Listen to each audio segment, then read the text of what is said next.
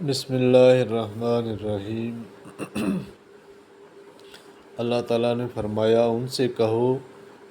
کہ خدا اور رسول کی اطاعت قبول کرو، پھر اگر وہ تمہاری یہ دعوت قبول نہ کریں تو یقیناً یہ ممکن نہیں ہے کہ خدا ایسے لوگوں سے محبت کرے جو اس کی اور اس کے رسول کی اطاعت سے انکار کرتے ہوں۔ سورہ آل عمران آیت نمبر 32۔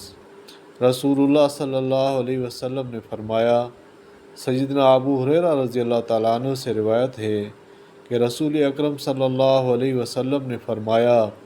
کہ تم میں سے کوئی اس طرح دعا نہ مانگے کہ اے پروردگار، اگر تو چاہے تو مجھے بخش دے، اور اگر تو چاہے تو رحمت نازل کر، بلکہ چاہیے کہ بطریق یقین دعا مانگے، تردد نہ کرے، اس لیے کہ خدا پر کسی کا دباؤ نہیں ہے۔